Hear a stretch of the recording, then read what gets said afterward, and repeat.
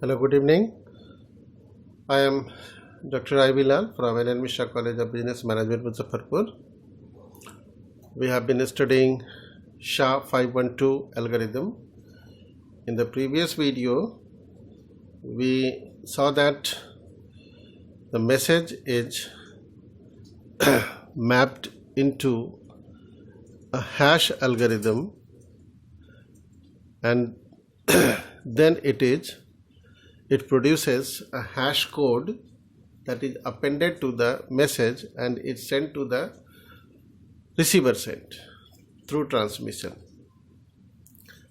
ठीक है, पिछले वीडियो में हम लोगों ने क्या देखा था कि जो हमारा प्लेन टेक्स्ट मैसेज है उसको हम लोग एक हैश फंक्शन में डालते हैं, इस हैश फंक्शन में डालते हैं और इस हैश फंक्शन को 3 इनपुट्स देते हैं। एक बफर्स जिसको हम लोग इनिशियलाइजेशन वेक्टर्स कहते हैं वो, दूसरा वर्ड्स, तीसरा कॉन्स्टेंट्स। इसके साथ ये क्या करता है, एक हैश कोड जनरेट करता है और ये हैश कोड फिर दूसरे ब्लॉक को दिया जाता है, फिर दूसरा ब्लॉक, फिर उसी तरह से एक राउंड फंक्शन में जाता है as with the first block और वहाँ भी एक फिर हैश कोड जनरेट होगा H2 जो तीसरे ब्लॉक में जाएगा। इस तरह से लास्ट ब्लॉक में जो हैश कोड जनरेट होता है वही हमारा फाइनल हैश कोड होता है जो मैसेज के साथ अपेंड होता है। ठीक है, तो जैसे यहाँ पर हम लोग देखे थे कि ये टोटल 80 राउंड्स होगा। हर राउंड में ये जो ABCDEFGH 8 बफर्स हैं, उन 8 बफर्स के हेक्साडेसिमल फॉर्मेट में रहेगा, उसका इनपुट इन राउंड्स में होगा। ठीक है, राउंड 0 में ये 8 बफर्स इनिशियलाइजेशन वेक्टर के रूप में इनपुट होगा। मैसेज से वर्ड लिया जाएगा और कांस्टेंट K0 इसमें इनपुट होगा और इसका आउटपुट जो प्रोसेस होगा, तो फिर जो आउटपुट होगा वो अगले राउंड 1 में जाएगा। फिर इसी तरह से इसको भी एक वर्ड मिलेगा, एक कांस्टेंट मिलेगा और राउंड 0 का आउटपुट इसमें इनपुट हो जाएगा। इस तरह से ये राउंड 79 तक जाएगा, यानी राउंड 0 से शुरू हुआ राउंड 79 तक, टोटल राउंड्स 80। और फिर जो फाइनल हैश कोड HI होगा वो फाइनल हैश कोड होगा जो मैसेज के साथ अपेंड होगा और सेंडर जो है रिसीवर के पास इसको भेजेगा। जब फिर ये रिसीवर एंड पर जाएगा तो ऐसे ही इसका कोड जनरेट करके दोनों हैश कोड को मैच किया जाएगा। अब इस वीडियो में हम लोग समझेंगे कि जो 3 इनपुट्स हैं, वर्ड, कॉन्स्टेंट्स और बफर्स, उनके बारे में हम लोग समझेंगे कि वर्ड्स कैसे जनरेट होता है, कॉन्स्टेंट कहाँ से आता है और बफर्स के अंदर क्या होता है। तो हम लोग यहाँ समझते हैं वर्ड जनरेशन। फिर हम एक बार पिछला ब्लॉक डायग्राम दिखाते हैं, किसको समझने जा रहे हैं हम लोग, इस वर्ड को, ये वर्ड्स कहाँ से जनरेट होता है। So as we see there is an arrow from message M1। M1 क्या है, block 1, M2 block 2, M3 block 3 and so on. तो ये यहाँ से मैसेज आया और उसी से ये वर्ड्स जनरेट होते हैं। कैसे जनरेट होते हैं उसी को हम लोगों को यहाँ पर समझना है। तो ये एक ब्लॉक है, ये पहला ब्लॉक है, ओके, फर्स्ट ब्लॉक। अब इस ब्लॉक में कितने बिट्स हैं, 1024 बिट्स हैं। वर्ड का साइज कितना होता है, जो हम लोगों ने पिछले वीडियो में जाना, वर्ड का साइज 64 बिट्स होता है। तो क्या होता है कि फर्स्ट 64 बिट जो है वो W0 फर्स्ट वर्ड में चला जाता है, वहाँ स्टोर हो जाता है। फिर नेक्स्ट 64 बिट्स जो होगा प्लेन टेक्स्ट मैसेज का, वो W1 में जाएगा। फिर अगला 64 बिट्स जो होगा वो W2 में जाएगा। इस तरह से टोटल 16 वर्ड्स यहाँ पर क्रिएट होंगे। ठीक है, W0 to W15, बहुत सिंपल है, कहीं कोई कठिनाई नहीं है। जो प्लेन टेक्स्ट मैसेज है उसमें 1024 बिट्स हैं। 1024 बिट्स में से 64 बिट्स एक वर्ड ले लेगा और W0, फिर नेक्स्ट 64 बिट्स W1 में, फिर नेक्स्ट 64 बिट्स W2 में। तो इसको अगर हम 64 × 16 करें तो ये 1024 बिट्स हो जाता है। तो ये W15 तक ये सारा वर्ड्स कहाँ से जनरेट होगा, प्लेन टेक्स्ट मैसेज से जनरेट होगा। अब उसके बाद W16 से लेके W79 तक जो वर्ड्स जनरेट होंगे वो प्लेन टेक्स्ट से इस तरह से जनरेट नहीं होगा, जैसे कि फर्स्ट मैसेज के फर्स्ट ब्लॉक के लिए हुआ था। W16 to W79 would be generated from this formula। इस फॉर्मूला से W16 से लेके W79 तक वर्ड्स जनरेट होंगे। ठीक है, फॉर्मूला क्या है? WT, W for word, T is the round number, is equal to sigma 1 to 512 WT minus 2 plus WT minus 7 plus sigma 0 to 512 WT minus 15 plus WT minus 16। अब इनमें ये क्या है, इनका एक्सप्लेनेशन यहाँ दिया हुआ है। सिग्मा 1 to 512 WT minus 2 का मतलब है यहाँ पर ये W सिग्मा 1 to 512, यहाँ पर लिखा है ROTR, rotation R, ROT for rotation R for right side, right shift. तो ROTR का मतलब क्या हो गया? Circular right shift, rotation, circular right shift of the 64-bit argument X. What is this X? This is word. 64-bit word by n bits. How many bits? n bits. वो कौन सा n bits? ये 19, यही 19 है, ये n bits। यानी क्या होगा? सर्कुलर राइट शिफ्ट होगा X का, यानी वर्ड का, कितने बिट्स का? 19 बिट्स का। उसके बाद फिर ROTR 61, यहाँ भी फिर सर्कुलर राइट शिफ्ट होगा 61 बिट्स का of word X, plus SHR is for left circular shift, left shift of the 64 bit argument X, that is word, by n bits. कितने बिट्स से? तो जो यहाँ लिखा उतने बिट्स से, with padding by zeros on the right. ठीक है, तो यहाँ है ROTR यानी सर्कुलर राइट शिफ्ट, ये सॉरी ये SHR left, circular left shift of 6 bits, किसका? X वर्ड का। Clear? Circular right shift of word X कितना bits? 19 bits. Circular right shift of word X कितना? 61 बिट्स। यह circular left shift of word X 6 bits.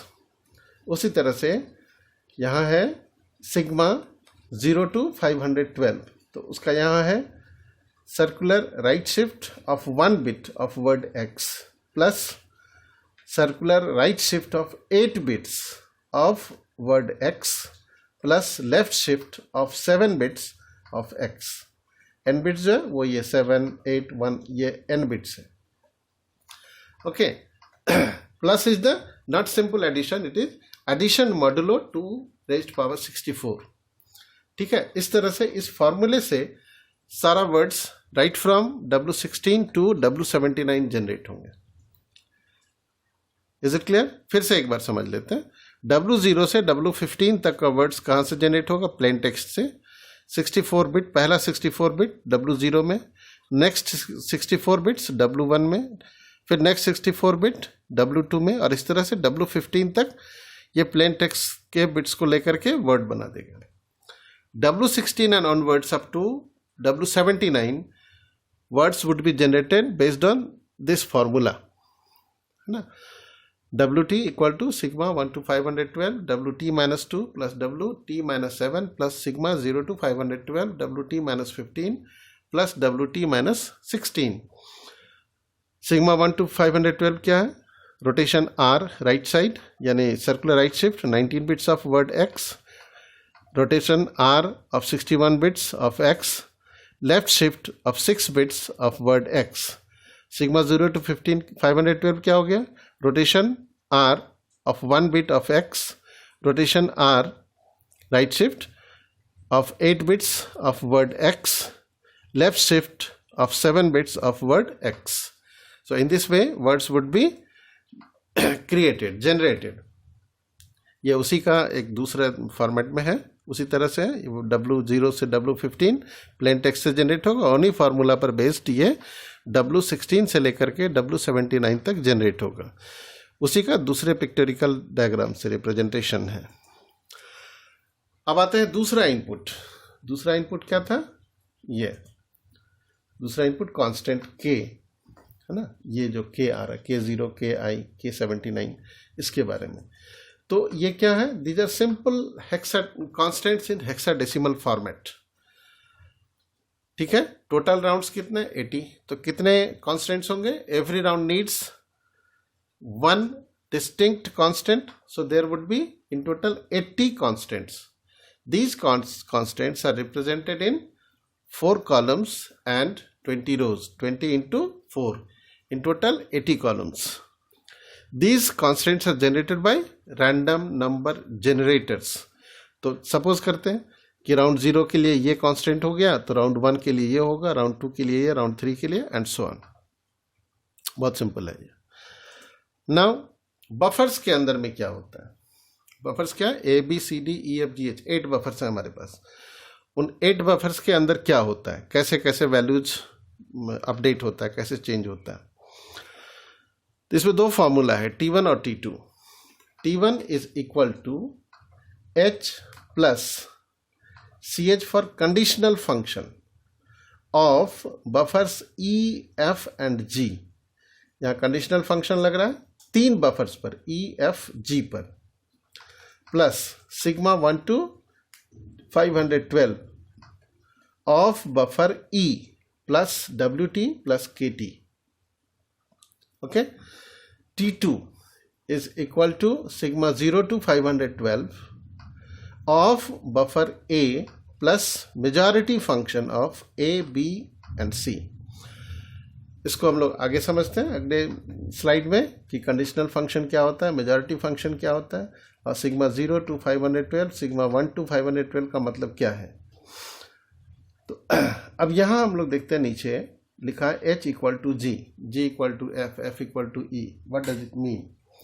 इसका मतलब है कि G के अंदर, बफर G के अंदर जो कंटेंट है that would be assigned to buffer H।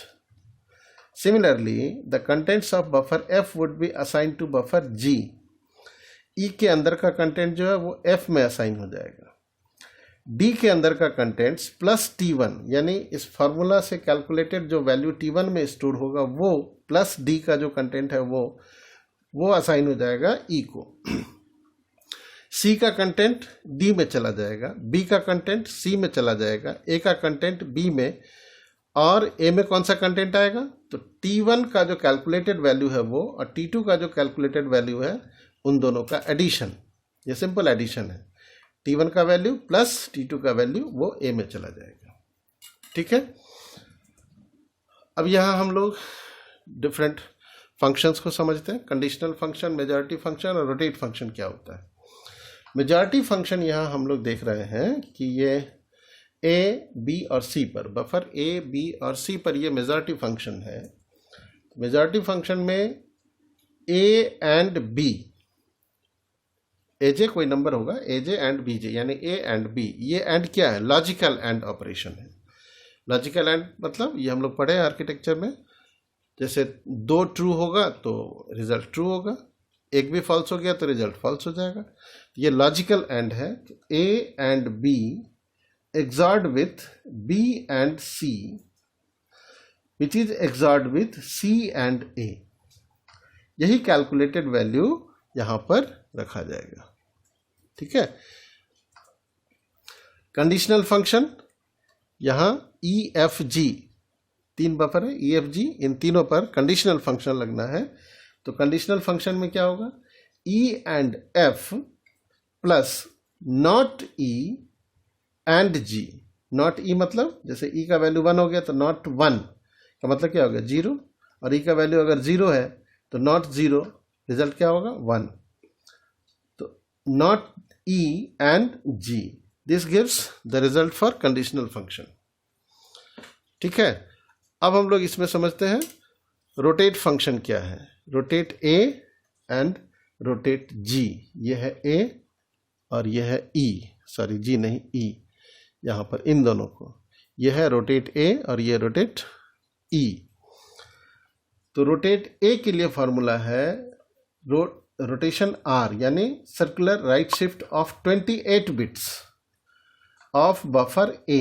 इसका मतलब क्या होगा, right shift of 28 bits of buffer A which is XORed with circular right shift of 34 bits of buffer A which is XORed with circular right shift of 29 bits of buffer A। ठीक है, ये हो गया इसका मतलब हो गया। अब इसका मतलब समझते हैं, सिग्मा 1 to 512 E। तो रोटेट E, ये इसका वैल्यू क्या होगा, circular right shift of 28 bits of E XORed with circular right shift of 34 bits of buffer E, circular right shift of 29 bits of buffer E। ये result देगा इसका, ये value यहां पर आ जाएगा और तब फिर T1 T2 कैलकुलेट हो जाएगा। ठीक है, दीज आर लॉजिकल फंक्शंस।